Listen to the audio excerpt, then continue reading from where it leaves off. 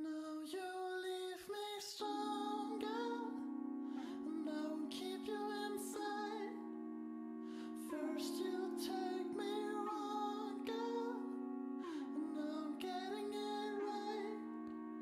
Well, love was slipping beside you, but didn't take you in.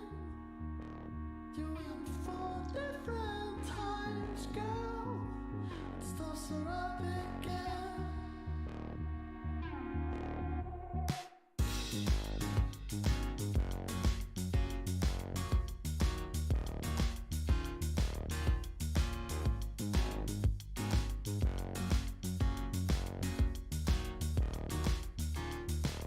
I was there when you came, I was there when you left.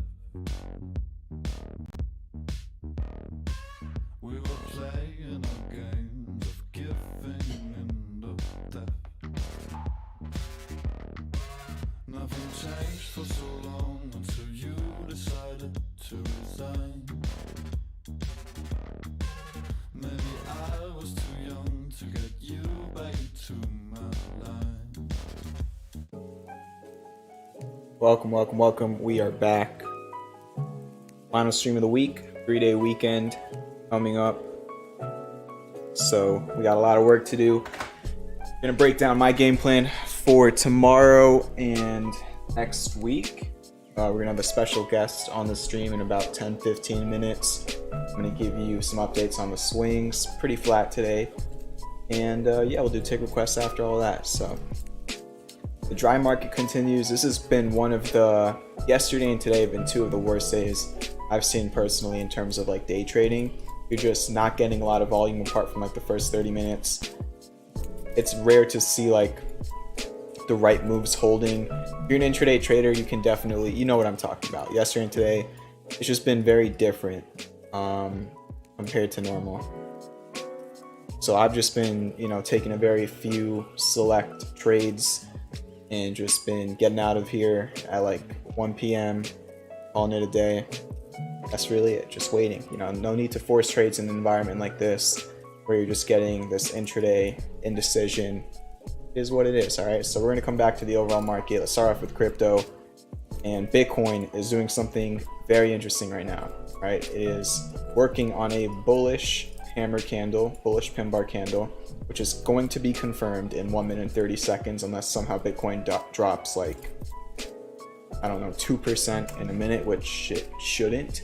But I think it's possible, I guess. However, this is very good, okay? This is what you want. You have one low at the PCZ of this bullish cipher, and now you're getting a potential second low, all right? A double bottom at the PCZ, a confirmation low, type 2 move, kind of. This is what you want to see, all right? So very nice rally into the close. It's still going for it. Let's go over to the 5-minute chart for last minute. Look at this, all right? In the last 10 minutes, Bitcoin is up 4%. Actually, 5%. Bitcoin is up 5% in 10 minutes. We're kind of witnessing a pump right now. You know how much money it takes for a move like this? And look at the volume. So, wow, it's still going. What's going on right now? So, it's actually testing 20K for the first time since, what is this, 2 o'clock a.m.? So, it's kind of like this V-shaped recovery. You fell 6%, and then you ended up going all the way back up in like 10 minutes. So, very interesting move for Bitcoin right now. Close is going to be in 13 seconds.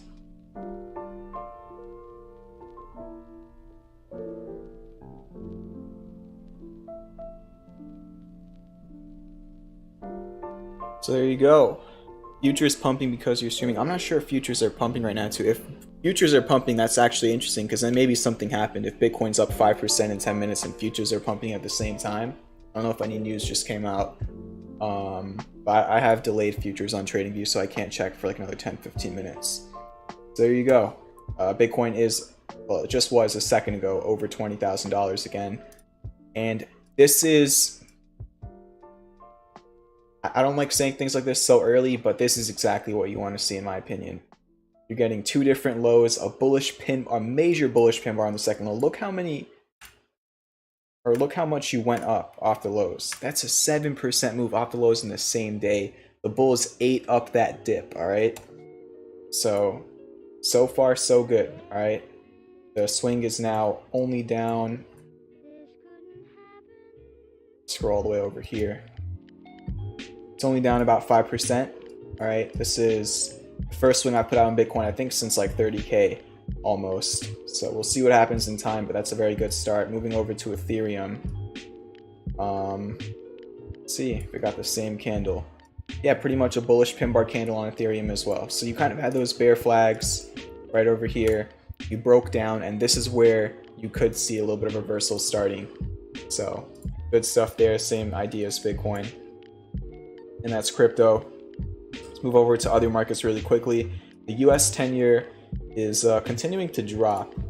However, you know, we had the bearish pattern play out, the bullish pattern play out, then another bullish pattern, then another bearish pattern. It's doing pretty well. However, we can kind of redraw this to just look as, or to look like one large flag. Zoom out of it. So still another bullish pattern in a bullish trend. See what happens. However, you are kind of losing some momentum on daily. So that's the US 10-year. Let's move over to crude oil. Dropping again. I mean, this is just textbook stuff. We talked about the rising wedge breakdown. That played out. Broke under support. You retested it as resistance. Then we talked about that 4-hour breakdown as well. I think last night or the night before on stream. And there you go. So it's really interesting. You know, we're talking about things like the 10-year yields. We're talking about crude oil futures. And we're seeing technical after technical play out. Charts are moving prices on literal like resources. It's just crazy to like think about it. And I did see gas prices lower today. So, you know, if you were watching the stream up over here, that's something I was hinting at. That just looked very toppy to me, very bearish. Starting to see a little bit of reversal. We'll see how long that continues. Let's move over to metals, which, you know, a lot of metal fans would call, and I'm not talking about the music, but a lot of metal fans would call gold and silver the hedges against inflation, as they've continued to underperform with most other asset classes. And as gold is now testing a breakdown of this large triangle it's been in. So bearish breakdown on gold right now. It's honestly disappointing to me to see gold underperform like this. You had a very nice move in the beginning of the year, and it's just been not good since then. Pretty much the same thing for silver. It's breaking under its last level of support. The next level I see is probably down around 19 now. So you're just seeing what a lot of fundamental macro traders would call as, you know, a safe haven right now, underperforming as well. And to be fair, a lot of people said the same thing about Bitcoin years ago, you know, the limited supply and everything, and Bitcoin's quite off of its highs, but still above where it was, you know, a decade ago. So those are your other markets. The dollar currency index looks like it pulled back a little bit today after that nice move off the triangle breakout, and then finally the Hang Seng index filling a gap today from June 27th. So those are your other markets. Let's move over to stocks.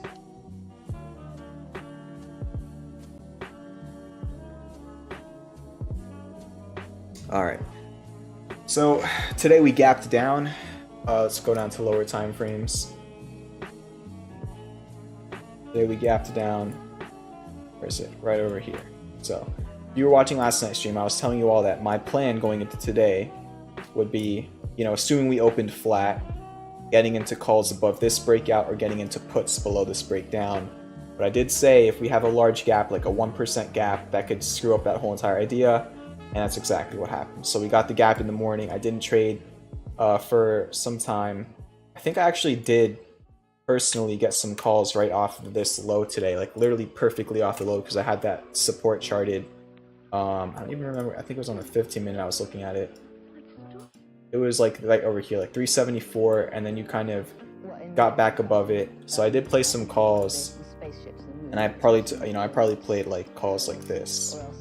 I think it was like that was like my call trade, so it definitely could have been better, but I did that, and then I started trying to scale into puts. Ended up losing some money on this leg trying to get into puts because it was starting to look like a bear flag to me over here, but the bear flag just kept on flagging, and yeah, ended up breaking even on my puts around over there, and then just called it a day. Slightly green day for me. But that was really a price action today. Gapped down, ran up to fill the gap, and then dropped again, and then went sideways. So just kind of the same price action. And for the most part, we've been making a lot of gap fill moves, so we are getting a lot of work done. If we go over to like the 1 hour, you can see, right, we gapped down over here, then we went all the way back up and we filled that gap, but on our way back up we also gapped up over here and then we fill that gap. However, there's still one more gap down here at 368 that is unfilled. So these are my levels on the 1 hour. I don't have much of a short-term bias on the market. I'm just playing the levels, right? You're kind of back into a little bit of a range you were in before, right over here and over here, between 373 and 380. I'm just waiting to see which way it breaks. Maybe there's some 5-minute moves in between, but that's just my rough idea for right now. A break under today's low with confirmation could set up a downside move to the 368 gap fill. That's also going to be a retest of your bear market lows. And I saw some stats on Twitter today. I think this is the second, or no, I think it's the worst start for the S&P 500 to a year since like the 1960s or something. Something along those lines is the stat, which I heard that a while ago, but they just kind of reiterated it, which is crazy. So this year is literally like history. I mean, not the last few years haven't been as well, but you know, for everybody thinking like, you know, why are things so hard right now? The market is not how it usually is right now. It's in a very, very different place. And that's just what we're trading for right now. And if you're just sitting on the sidelines, that's a way to look at it as well. It's waiting until the storm is over. So that's the lower time frames for the market. On some higher time frames, remember we talked about that bear flag idea that's been playing out at this point. I would say that the bear flag's kind of already played out. That doesn't mean it can't keep selling off. It's just we're waiting for the next pattern to develop. I would not say there's much of any short-term pattern for the market right now. You're kind of in the middle of nowhere for the S&P 500 short-term. However, long-term, we're still in all of these very large falling wedges. However, we're not even close to breaking out on any, right? So we still have all of these channels and wedges. That's still the same thing. We're just waiting to see when the move will be. Moving over to the QQQ, going down to lower time frames. About the same thing as the S&P 500, just watching the levels. You gapped down, you filled the gap, and then you sold off again after filling the gap. Closed around this 280 level, which was support on June 23rd and resistance on June 15th and June 13th. So you're testing very key levels. However, you still have gaps to fill on both sides for the QQQ. Actually, no, you filled your lower gap. So we can go back over to the S&P. It did not fill its 368 gap from June 18th, but if we go over to the QQQ, you did fill your June 18th, or sorry, your June 21st gap. It looks like there was a gap up on, that must have been what, last Monday? So that actually did get filled today. And then finally, the Russell 2000.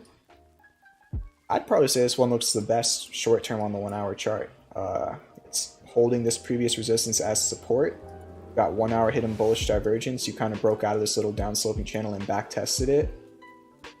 It's a very interesting 1 hour chart. And then on the daily, you're still holding very critical areas. Then we have the ARK ETF, which is still in its range between 35 and 47. I'm just going to leave this here at this point because it's been here for a while. That's the range on the ARK ETF. The Nasdaq filled the gap from June 21st and held, remember, 10,800. I was talking about this level when we were testing it in the beginning of the month. That dates back to some support from November of 2020 around elections.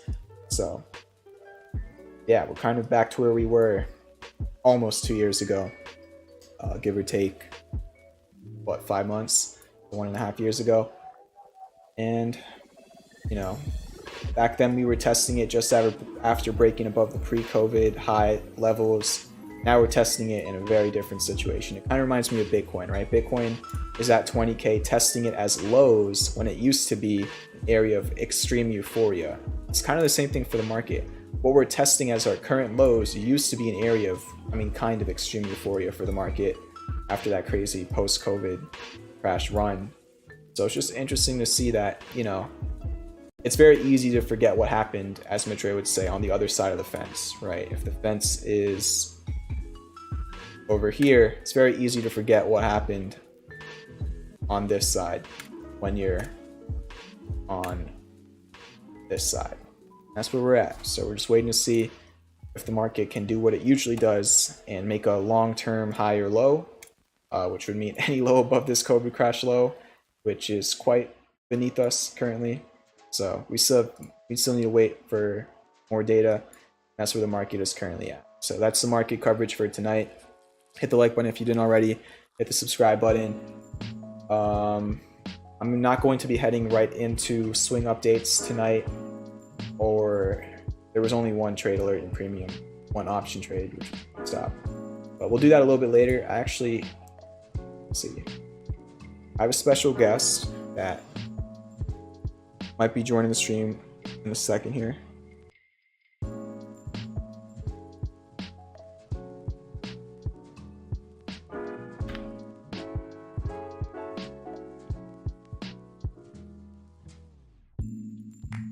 While we're waiting, read the chat.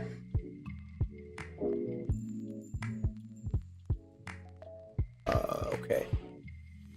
So a quick roll call. Laid Back D, Plebere, Keanu Trades, JSOB Electrician, The Guy, Mr. 90210, Steve, Medi, Nerve, Mr. Robinson, Max. How you all doing? Sorry if I missed anybody. Appreciate all of you in the chat. Alright. Let me put down this music.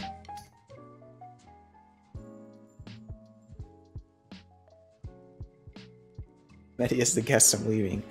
If anybody else wants to be a guest, just I don't know, DM me on Discord or something. All right, can you hear me?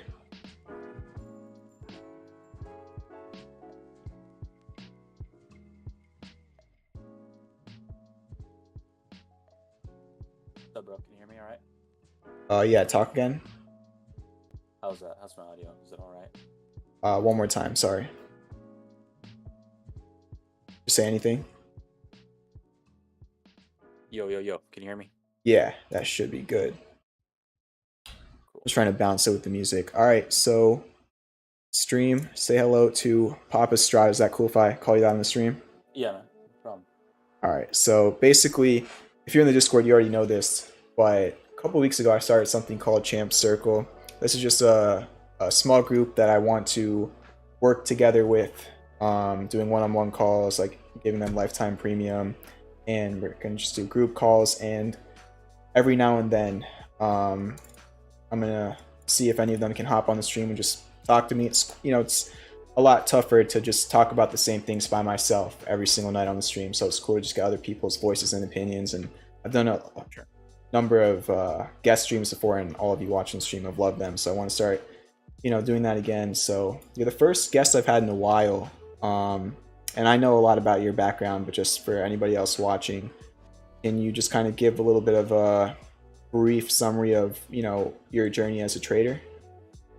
For sure. So to sum it up, man, at 14 years old, I watched Wolf of Wall Street in theater with my parents, and man, I was immediately hooked.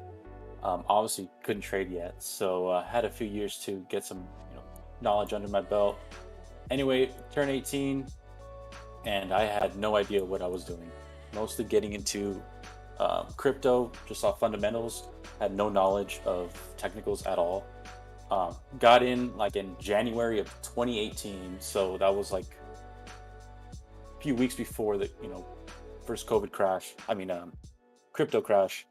Got wrecked. Was holding those for a few years, and it wasn't until about 2020, 2019, whenever we had that big Bitcoin rally, that I finally profitable on my trades, and I was like, man, I should get I should learn more about this. Dive deeper.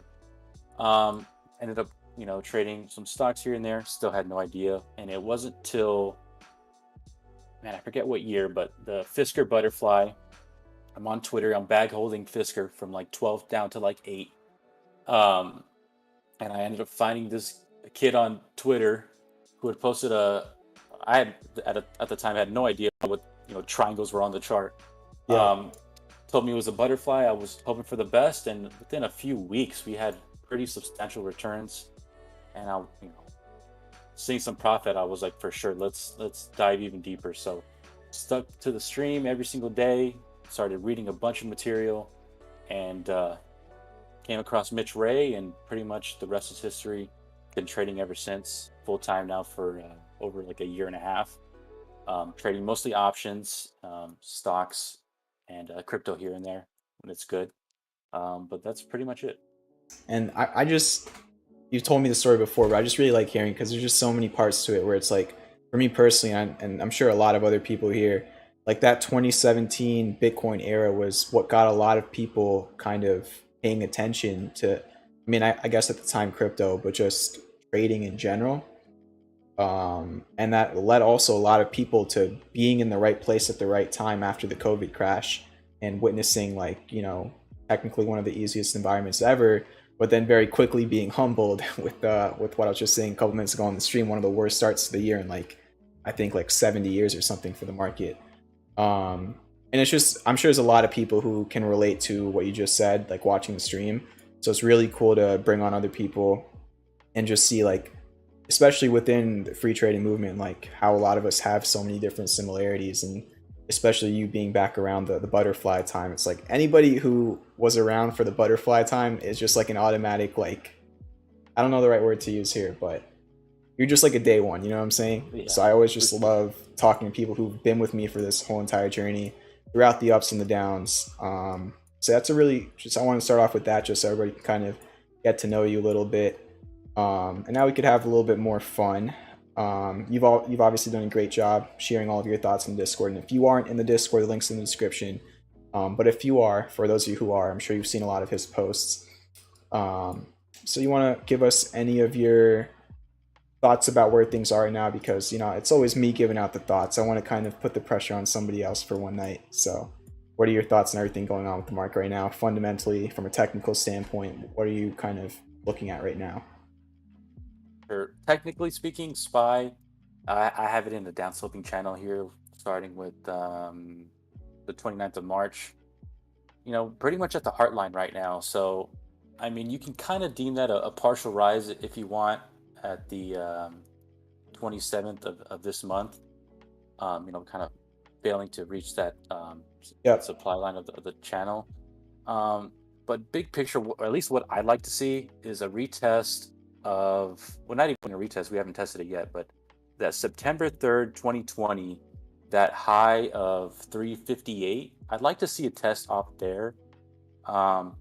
Pretty much once we broke that level initially, it's just been, missiles. So I'd like to see us go lower, fill that gap, and then create a, flip that, previous resistance into support.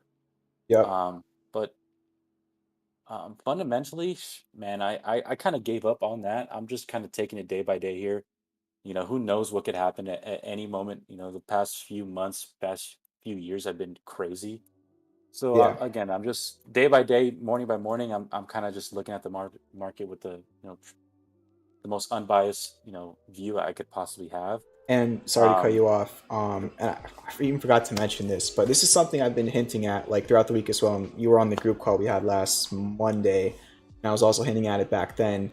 And this is going to be like my recurring topic probably for the next few weeks. And it's very similar to when I was like talking about all those major harmonics in the beginning of the year on like those growth stocks. And a lot of them played out very nicely. Like we had Zoom had a nice move, AMC had a nice move. But now what we're seeing, and those were a lot of growth stocks and mid caps and things like the ARKK ETF. But now I think we're finally getting to a point where we're starting to see, the S&P 500 and the Nasdaq, which were the kind of last indices to start pulling. Now they're starting to get down to more, I'd say, perceived value areas. And the stream tonight's literally titled "The Final Leg of the Bear Market." And, we've been seeing this consistent pattern, which I've also been talking about lately, of just, we keep making lower highs, we create a bear flag, we start losing volume the higher the flag goes, and then we dump again. It's kind of what the SPY's been doing nonstop. So, if we're just looking at all these large falling wedges on all of these charts, with this most recent bear flag breakdown that we're currently seeing right now, it does kind of set you up for one potential. I wouldn't say, the final move for sure, but if we were to do the same thing we did the last 2-3 times after these verified breakdowns, which is make a new market low, I do think that this could be like the next big move off the next low. Does that make sense? Yeah, for sure. It just lines up like kind of perfectly with these large falling wedges and then also with earnings for the end of next month. So throughout, like, I'd say the next 2-3 weeks, that's really when I'm going to start like creating like mega watch lists, and hopefully I'll share some on the stream in the Discord. Well, I know I will. And just kind of getting prepared. Like, this is an early prediction, but I really do think like end of July, August could be when the market starts to get pretty hot again. That's just what the charts are kind of saying to me, and of course that can change in a couple of weeks. But I definitely agree with a lot of what you said there. I think you were going to say something else and I cut you off. I don't know if you still remember. I'm not sure, but we did, kind of talk about our plan for this stream. But Yeah. my main, speaking of watch list, the main thing in my watch list right now is Amazon. Today we tested again that like 102 100 level. That's been obviously that Oh wow. September 18th high. But Yes. again, another reaction there, kind of like a head and shoulders with the 18th of May, 6th of June, and then 27th of this month. But we are getting that reaction off that 100 level. So this is obviously a very interesting area. But Yeah. definitely keep an eye on this. This, I think, if we do hold these levels, could be pretty substantial. I think in general, Amazon's setting up for a huge move in either direction. I know, I think I don't know if Guy has watching the stream right now, but he was talking about this head and shoulders that you just brought up, which, I think I charted something out. Let me go. But it's kind of like you have like this potential dragon pattern as well as a potential head and shoulders at the same time. So I'm sure there's bulls and bears on both sides. I mean, I know there is obviously, but it's just kind of setting you up for this apex area where it's all about whether you break under 100 first or whether you break out of the supply line first. And to either side, I think the move is going to be huge because you really have been between 102 and 128, this like 20% range for about 2.5 months now, or a little bit over 2 months. And it just had that split, obviously. And this is one of the, I'd say, more beaten down, like large cap tech names. Like Apple has not made this much of a retrace. I don't even think Apple's even close to the pre-COVID crash highs. Let me just check that. Amazon broke under its pre-COVID crash highs. So it's like Amazon, I think even Meta is a very similar looking chart. They're just a lot more beaten down. I don't know what the valuations look like, but from just a stock price standpoint, it is a very interesting area. Yeah, for sure. Yeah. Apple, man, before COVID was trading at $82. So yeah, long way from that. Yeah, and I was gonna also say, I know you brought up that you trade options. I kind of want to touch on that a little bit because I know a lot of people, especially this year, with how it's been a lot harder to swing trade. I feel like a lot of people have stepped away from swing trading, which was kind of like the easiest method to make money during like 2021. But now I feel like it's a lot of people are going in two different directions. There's like a lot of people I see going in like the day trading options and like weekly SPY calls and puts and large cap tech names. And then there's another group of people I see that are just kind of ignoring everything short term and just setting up like just longer term portfolios. I think a mix of both is what I want to be, putting myself like in a situation too. I'm definitely more on the option side right now as well. But for just like those people who, due to these market conditions, have started trading like very short term in options instead of like overnighting stuff. As somebody who's been doing this for some time now, what tips would you give? Like, what would be some of the tips you'd give like yourself if you could go back in time and talk to yourself as like a beginner options trader? Yeah, definitely learning like a personality of a stock. I think just having at least a few, 2 or 3, where you just genuinely know typical price action of it is, kind of gives you a better, just reference point. But for me, I usually just stick to SPY some mega caps. That's pretty much it. Just because I feel the most comfortable with them. I know the price action relatively well.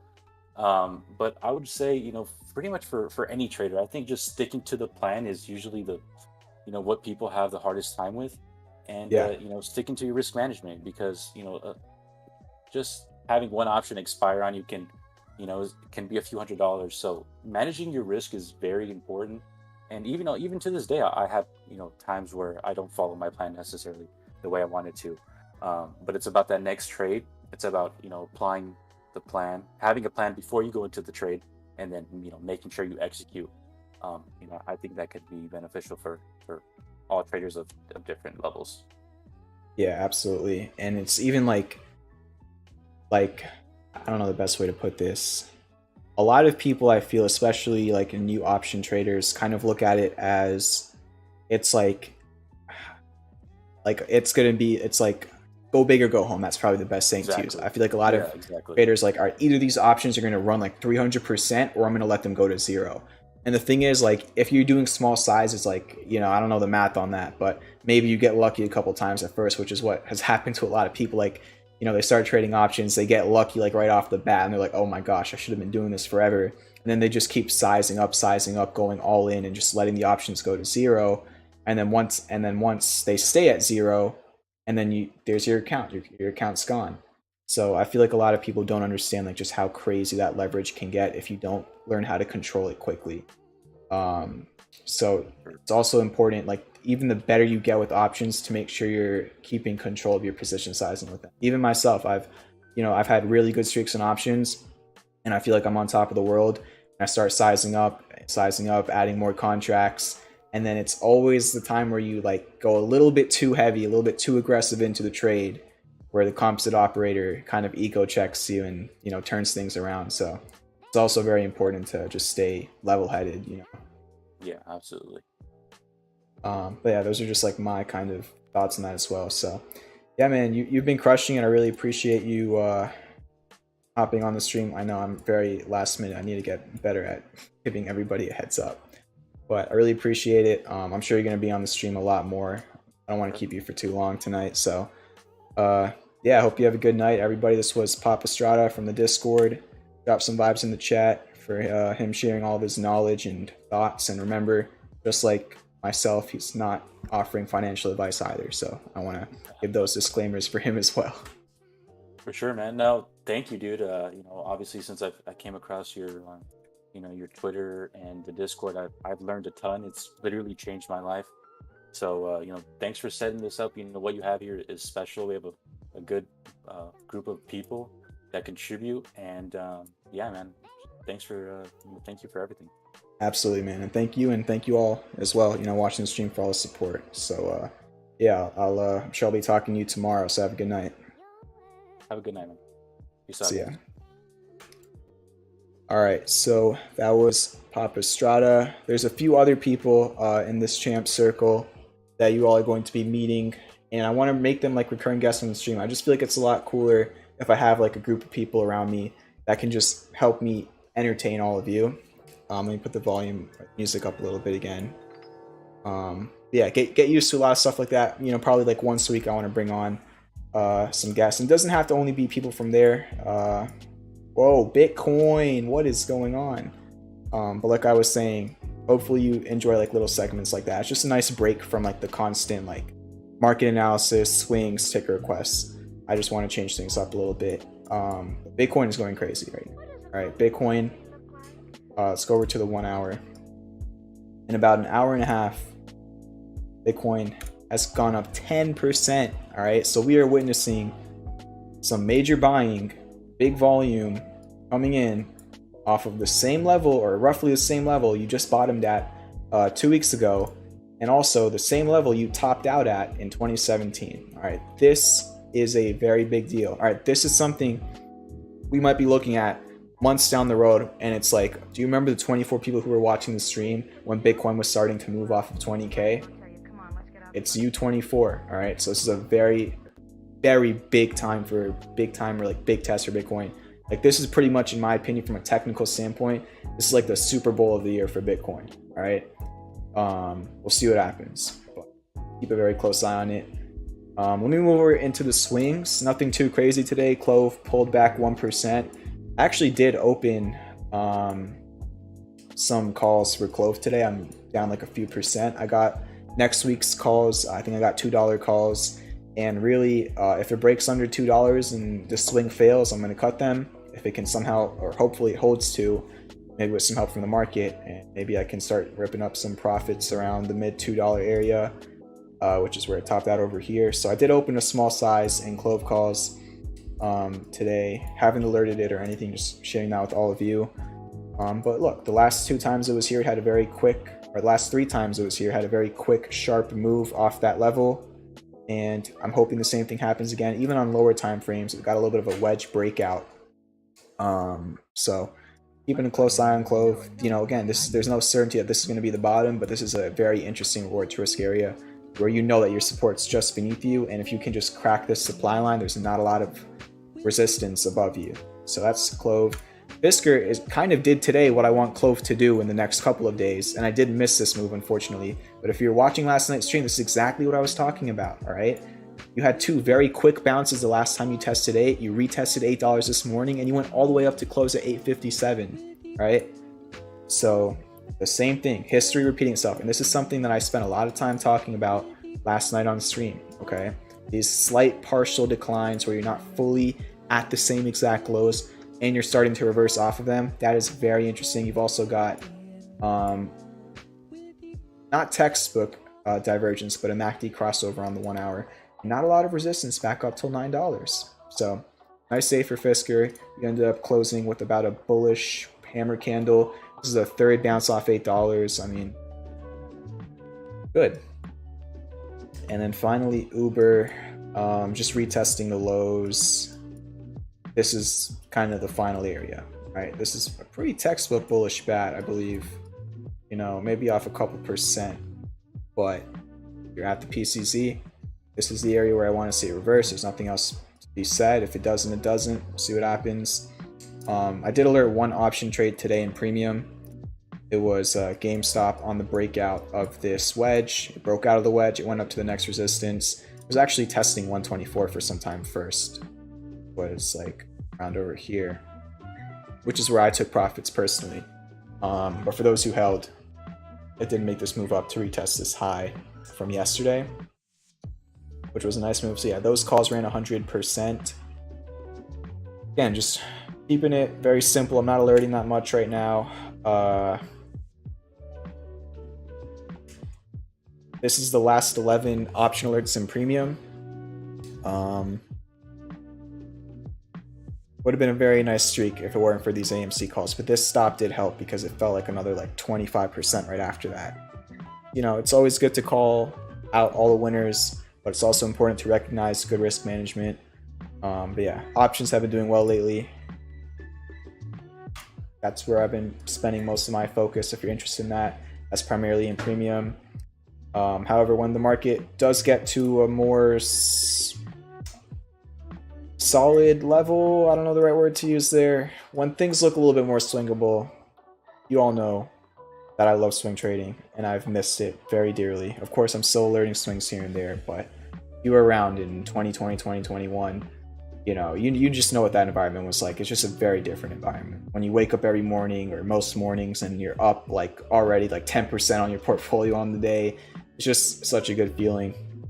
And it takes a lot less stress, which is why I miss it a lot. Because the day trading has been great, but it does stress me out sometimes when it's like, you know, trade after trade after trade. I like just sitting back and just waiting. However, if you've just been sitting back and just waiting, it's probably been a rough year so far. So it's all about adapting and just controlling your emotions. I don't know. So those are the swings. Let's see. Thank you for the almost 30 likes, by the way. I really appreciate it. And yeah, any take requests, I can do a few before I get out of here. Drop it in the chat if you want me to look at a stock or whatever for you on TradingView. Steve says Bitcoin has gone down with the market. Can this be an indicator of overall market reversal? It's tough because most markets and assets have been going down in this environment. So, you know, yeah, those are two of the largest markets in the world, but you know, it's kind of like in almost everything apart from like bonds and a couple other, I mean, I guess energy stuff. You know, it's just, it's like what came first, like the chicken or egg? Like it's hard to tell in a sense, because it's not always a perfect relationship between the market and Bitcoin. But you could always just throw them both on a chart on TradingView and compare how they move together. So, you know, I get a lot of those questions, and it's just really hard to answer it, honestly. It kind of makes me freeze up, because it's just, you could answer it in both ways, honestly. And technically you're right in both ways and also wrong in both ways. It's just like a catch-22, you know? All right, so let's get started with NVDA, which is getting close to this 147 support. Used to be resistance in 2020. It's approaching that. You're in a long-term wedge.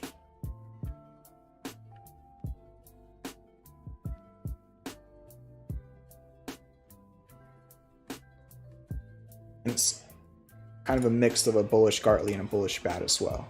Okay.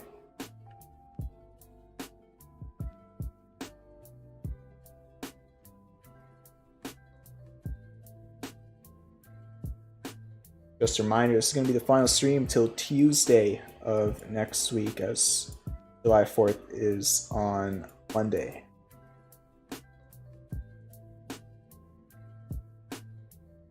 BlackBerry, it's kind of all just one large wedge. It's been one large wedge for a long time.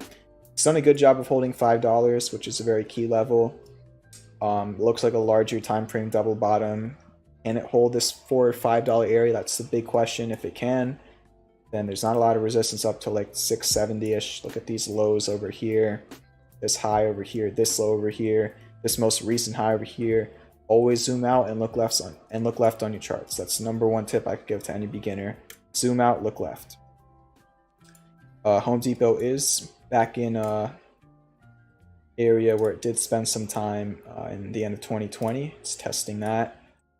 Got this wedge forming. MACD is getting closer towards green, and could be another scuffed harmonic. Very scuffed harmonic. That's not textbook, but that's where you're at. And a bullish engulfing candle today as well. LI looks like it gapped up today and then pulled back a little bit, filled the gap. But nice little continuation, I guess, in the morning off of that bullish engulfing candle yesterday. We talked about supports under you, resistances above you. That's really all you can say right now. TLRY down 6% today. Unfortunate. You know, broke out of this wedge. It went up for like a few days, and now it's retesting the lows. So it's all about, can it hold this area or not? Again, that's just kind of the question for a lot of these stocks at this point. They're retesting the same areas they've been testing for the past couple months. If they hold them, great. If they can't hold them, you can see lower levels. You know, ALT is approaching some resistance. It was these lows over here. It's resistance now. If that breaks, then you've got some around $14.38 and $17. Support beneath you is around $8.50 from these lows over here. That's also where your 200-day moving average is. And then you could also use Fibonacci. This 618 also lines up with this resistance it's currently testing. And then look at that. I mean, this is what I love to see. When Fib levels line up with support resistance levels, it just makes things a lot easier. Even the 786 lines up perfectly with that $14 resistance, which, you know, it's not the most perfect level I've charted. You could even chart it like up there as well, but you get the point. All right, so that's probably going to be the stream for tonight. Keep an eye on Bitcoin. It's acting very interesting right now. I haven't seen a move like this in a while. All right, if you trade tomorrow, good luck. If you don't, I hope you enjoy what will be a, you know, a long weekend. If you're not trading tomorrow, then a 4-day weekend, I guess, unless you're working. So, yeah, happy 4th of July. And join the Discord. The link is in the description. I'll see you all next Tuesday. Peace out.